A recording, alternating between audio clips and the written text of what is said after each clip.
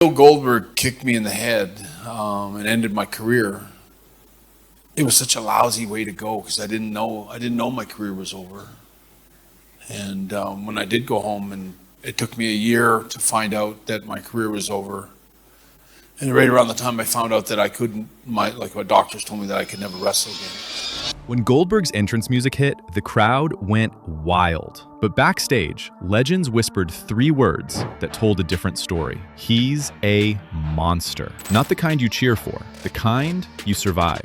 In 2019, even The Undertaker looks scared. A botched move, a concussed opponent, a 300-pound body dropped on its head. If the Deadman couldn't trust Goldberg in the ring, what did veterans know that fans didn't? The fear was real. It wasn't about losing a match. It was about losing a career, about stepping into the ring with someone who didn't pull his punches. Someone who treated wrestling like a real fight. Some fears were physical, broken bones, torn muscles, concussions that never fully heal. Other fears were professional, looking bad in front of millions, getting blamed for a match falling apart, losing your spot because you couldn't carry an uncoordinated partner. And some fears were existential, watching the business you love get damaged by someone who doesn't understand the craft. Wrestling has always had stiff workers, guys who hit hard. But Goldberg was different. The stiffness came from inexperience, not choice. From a fundamental misunderstanding of what wrestling actually is, a performance built on trust. And when that trust evaporates, everything falls apart. The terrifying part? It happened over and over again. 7 wrestling legends, 7 different fears, 1 common thread. Goldberg was dangerous. This is the story of why respected wrestlers were genuinely terrified of facing Bill Goldberg. And if you're loving this deep dive into wrestling's darkest secrets, give this video some hype right now. Your support helps us bring you more untold stories from inside the business. Let's start where the danger became impossible to ignore. Saudi Arabia, 2019. The Undertaker versus Goldberg. 2 legends, 1 disaster. Before the match even started, Goldberg knocked himself out. He headbutted a locker room door to pump himself up. It was part of his ritual, part of the monster act. But this time, it gave him a concussion. He walked to the ring already hurt, already compromised, already a ticking time bomb. Early in the match, Goldberg crashed headfirst into the ring post. His brain rattled again. He was out on his feet. Moving on instinct, The Undertaker didn't realize how bad it was. Neither did the referee. The match kept going. And that's when the nightmare happened. Goldberg went for his finishing move, the jackhammer, a vertical suplex slammed down with force. Simple when done right, deadly when done wrong. Goldberg lifted all 300 pounds of The Undertaker into the air. Instead of a controlled slam, he dropped The Undertaker directly on his head, a 300-pound man falling from 8 feet onto his neck. The force was enough to break a spine. The Undertaker later said he was pissed and scared.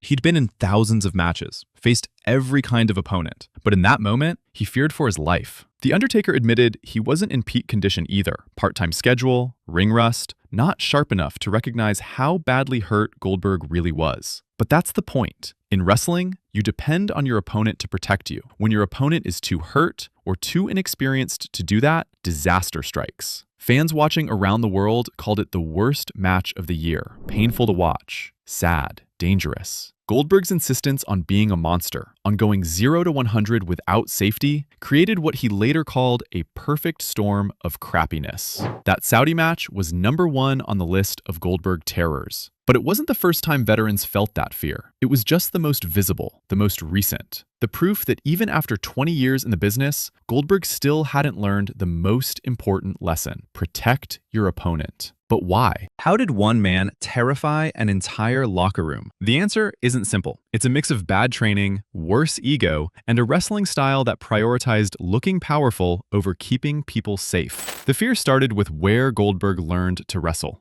the WCW power plant in Atlanta. It wasn't a wrestling school. It was a punishment factory. The head trainer ran it like a military boot camp.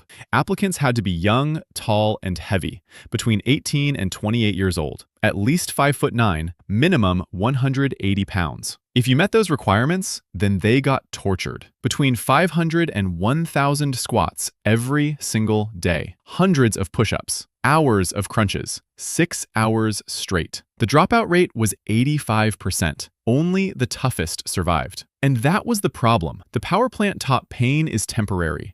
It taught that looking tough mattered more than being safe. The philosophy was, pain is pride. Surviving the punishment became more important than learning the craft. Traditional wrestling schools like the Heart Dungeon focused on protecting your opponent's neck, learning how to work a body part, building psychology, understanding that your partner's career depended on your skill. The power plant focused on explosive bursts and stamina, on looking like a monster, on aesthetic intimidation and cardiovascular endurance. The nuances of professional wrestling got lost in the pain. Students learned to bump, to take punishment, to look impressive, but they didn't learn the social contract, the mutual protection that makes wrestling work. They learned to survive, not to cooperate. Goldberg came out of that system with a football mentality. He tried to destroy whatever was in front of him. Wrestling is supposed to be a cooperation, a social contract. Goldberg missed that class. He went from complete beginner to television star in 3 months. In June 1997, he was Bill Goldman,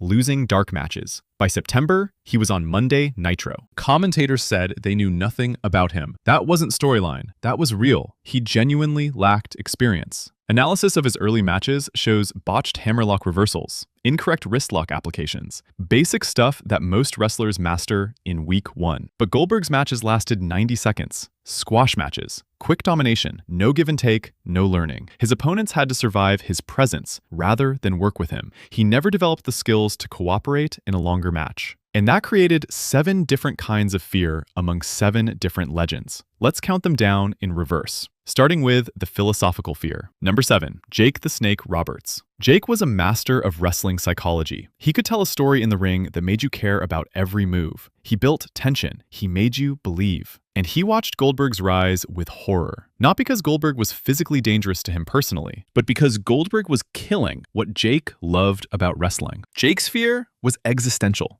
If a wrestler like Goldberg could win every match in 60 seconds, audiences would stop caring about the give and take of a normal match. They'd stop appreciating veteran skills. They'd stop connecting with stories. Jake called Goldberg reckless and dangerous. He compared him to a gorilla in a commercial. All power, no skill. Jake feared that Goldberg was teaching a generation of wrestlers that spectacular moves and vicious squashes mattered more than connecting with an audience. For veterans who relied on psychology as their bodies aged, Goldberg was a threat to their relevance. Video game wrestling versus storytelling. And video game wrestling was winning. Number 6. Scott Hall. Scott was a veteran of both WWF and WCW.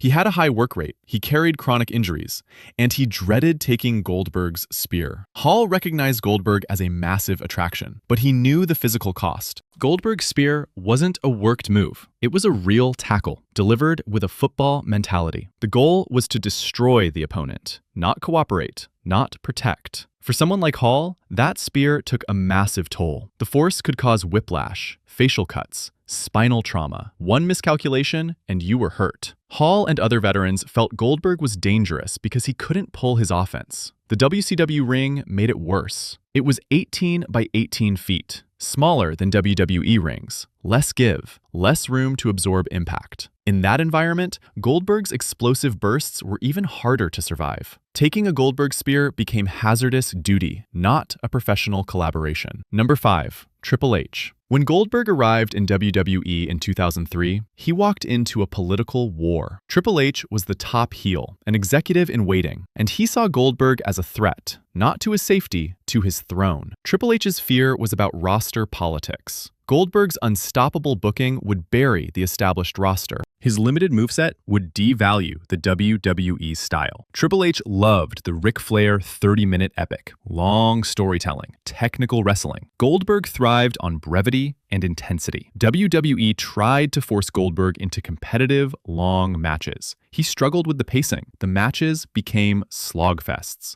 They didn't move the needle for audiences. Triple H also resented Goldberg's thin skin and part-time schedule. When Triple H got a severe groin injury before SummerSlam 2003, he used backstage influence to keep the World Heavyweight Championship. He pinned Goldberg in the Elimination Chamber after a single sledgehammer shot, a calculated burial. Triple H believed Goldberg was faking his commitment, so he protected the throne. Number 4, Chris Jericho. Jericho's fear was about ego and volatility. In WCW, Jericho pitched a storyline. He'd play a chicken shit heel, ducking Goldberg for weeks. Big payoff at a pay-per-view. Classic money-making story. Hero squashes the coward. But Goldberg refused. He saw Jericho as a cruiserweight. Beneath him, a step down. Veterans like Kevin Nash and Hulk Hogan encouraged this. They told Goldberg to protect his aura by avoiding smaller opponents. Jericho saw it as a psychology failure. When Goldberg came to WWE in 2003, the tension exploded. Goldberg criticized Jericho's selling, confronted him in the locker room. Despite Goldberg's size advantage, Jericho used legitimate grappling knowledge. He caught Goldberg in a front facelock. Goldberg tried a tackle. Jericho secured top position. A 225-pound international veteran neutralized a 285-pound number 3, William Regal. In February 1998, Regal faced Goldberg on Nitro in El Paso. Regal was a legitimate shooter. British prize-fighting background. His instructions were clear. Give Goldberg a stiff test. Take him through a competitive 6-minute match, way longer than Goldberg's usual squashes. The bell rang, and Goldberg's lack of coordination showed immediately. Regal wrote in his book that Goldberg did nothing back during basic wrestling sequences. Regal had to keep attacking to prevent the match from falling apart. It looked like a shoot. Goldberg looked lost and overwhelmed. Regal's fear wasn't about getting hurt. It was about professional fallout. If he carried an uncoordinated Goldberg through a bad match, he'd look bad. He might face discipline. A shit show could damage his reputation. Number 2, Bret Hart. Bret's story is the most cited example of Goldberg's recklessness. Starrcade 1999. Hart was a second-generation wrestler, known for meticulous safety, technical polish, the excellence of execution. Before the match, Bret told Goldberg directly, "Don't hurt me." It didn't matter. The match was a disaster. Goldberg's elbow smashes felt like a pillowcase full of bricks. They dazed Hart early. Then came a botched sequence on the floor. Goldberg failed to secure Hart's leg during a figure 4 attempt. That's when Goldberg delivered the kick, a mule kick with unnecessary dangerous force. He called for it coming off the ropes. Hart couldn't position himself properly. The kick struck Hart behind the right ear, at the base of his skull, with the force of a hockey stick. The medical fallout was catastrophic.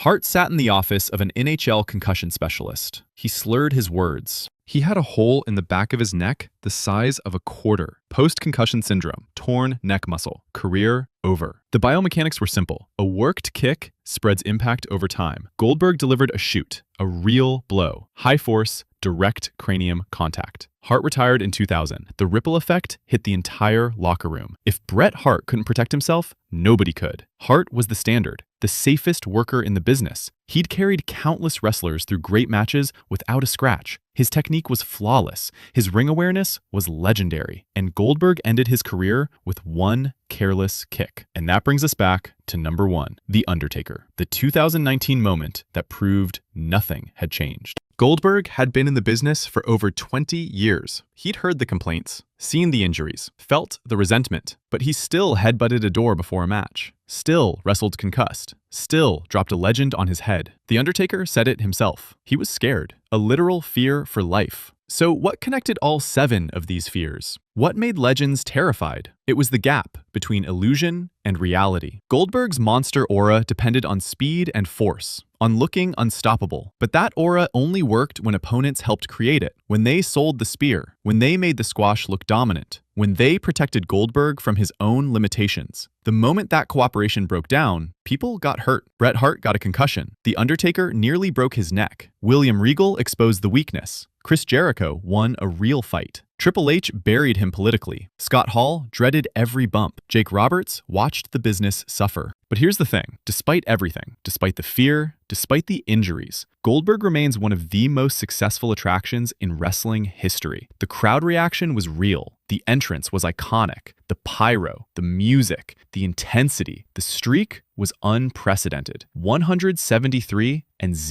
Never been matched. He drew money. He sold tickets. He created moments people still talk about. The spear through the barricade, the jackhammer on giants, the dominance that felt larger than life. That's undeniable. Goldberg achieved something most wrestlers never will. He became a mainstream star, a household name, someone your non-wrestling fan friends recognized. That kind of success is rare. That kind of impact is real. But it came at a cost that the legends paid. The lesson isn't that Goldberg was a failure. The lesson is that the business has to protect its people. Safety matters more than spectacle. Cooperation matters more than looking tough. Veterans earned their respect through decades of work. Their skills shouldn't be rendered irrelevant by someone who prioritizes the monster act over protecting his peers. Wrestling is a performance. It requires trust. When that trust breaks, careers end. Bodies break. Legends get scared. The Goldberg story is a warning about what happens when the illusion becomes more important than the people creating it, about the cost of prioritizing the monster over the safety, about what wrestling loses when power replaces skill. 7 legends, 7 fears. One undeniable truth. In Goldberg's ring, danger was always real. So if you learned something new today about the real story behind Goldberg's terrifying reputation, hit that like button, subscribe if you want more deep dives into wrestling history, and drop a comment. Which of these 7 legends do you think had the most legitimate reason to fear Goldberg? Let's talk about it. Thanks for watching.